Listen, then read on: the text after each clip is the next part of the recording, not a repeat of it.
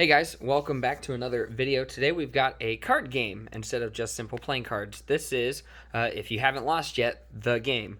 This is as it tries to focus in here, anyone can try and pronounce that better than I can. So are you ready to play the game? We're going to try and see if we can't get this thing to focus.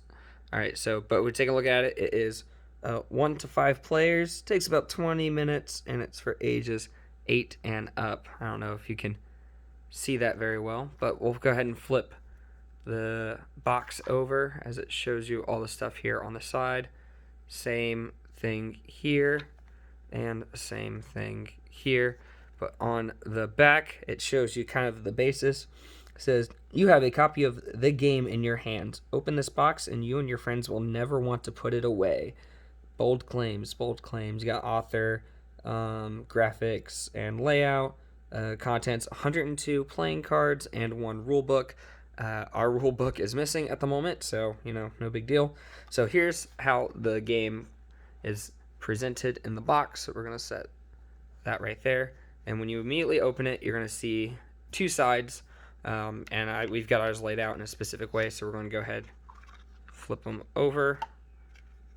The divider came out, so we're just going to put that back in there. Close the box up for the moment. Alright, so here's how the cards look when they've come out. You see it's got the game, 102 cards. And so here is how the game works, as I'm going to show you. You start out with 2 1 cards, 2 100 cards, and all of the other cards that are in these 2 stacks, which will become 1, it is set up to be 1 stack of 2 through 99.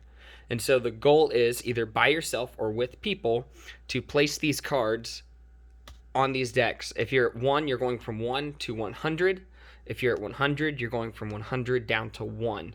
Now, there is a lot of special rules to how this is played. So let me see if I can't do a quick basic shuffle here. I believe if you're playing by yourself, once again, I don't have my rule book on me here, you only need like 7 cards. 1, 2, 3, 4, 5, 6, 7. Perfect start.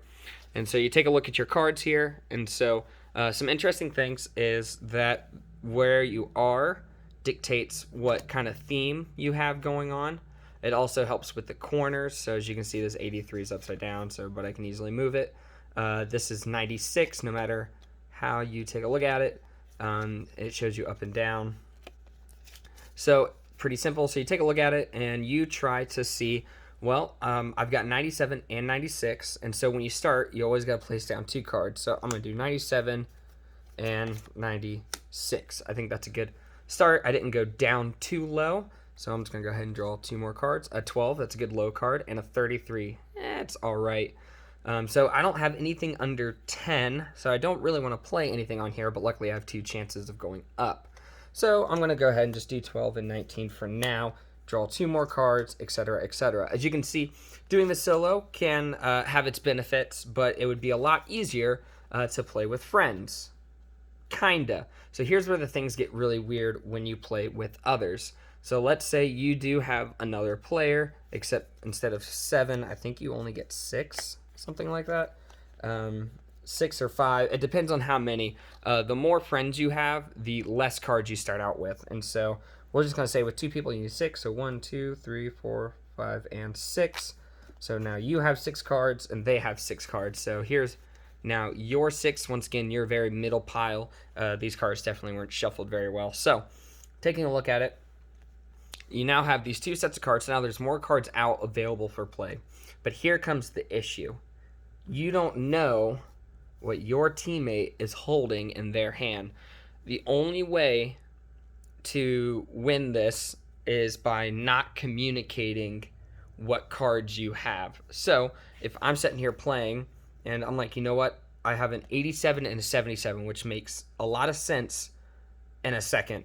But let's say, I want to play, let's say I want to play 82 for now. I'll explain this rule here in a second. If you want to play this 82, you want to play it here, I can. However, if we take a look at this hand, there was an 83, and now this person can't use the 83 going down because you can't go backwards in order. There's only special rules for going backwards in your sequence. So once you pass a number going up or going down, depending on which way you're going, you cannot use that anymore. So now we can't use anything below 19 going up from 1 unless we put it in this deck.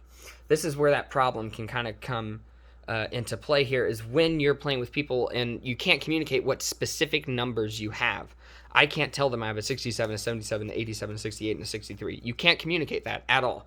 You have to only communicate as in pretty much however you feel like it's safe. The rules are kind of vague. It's kind of like, you can't communicate what cards you have to your teammates. But you can kind of stretch that rule a little bit by like, hey, don't place a card here. I'm really close. You can say like, I'm within 5 or I'm within 10 or something. You can say, don't do that. I can do the special rule. There's a lot of really weird nuances to it.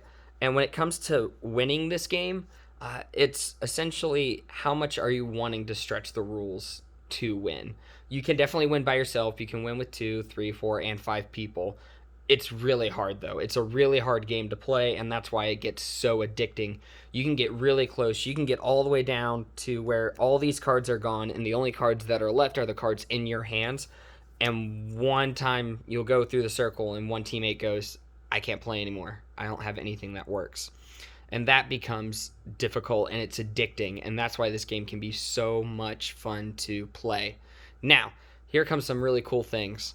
There is some ways to help. Like I said, there's this rule with the 87-77.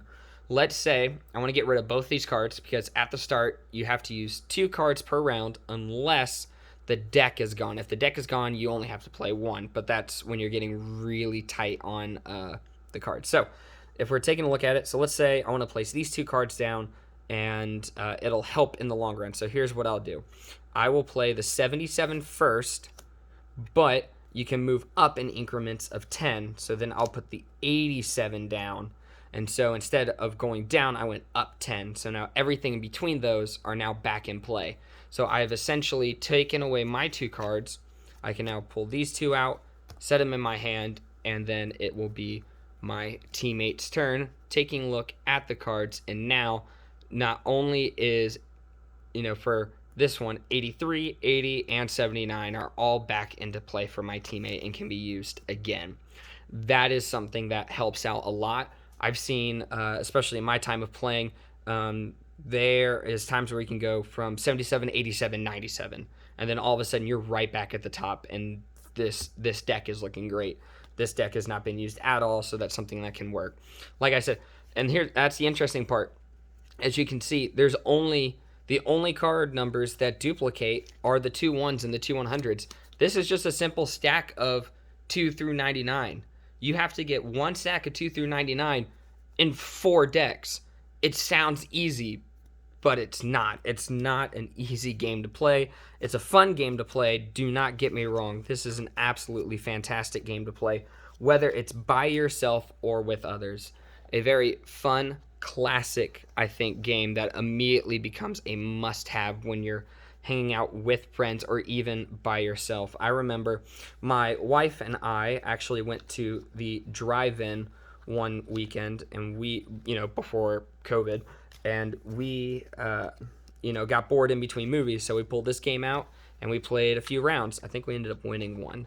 Now, I will say, what happens if you go above this 5-person limit and you add a 6th? If you add a 6th player, the game immediately breaks. We've only played it one time, so poor sample size, but we played it once and immediately won with absolutely no issues whatsoever.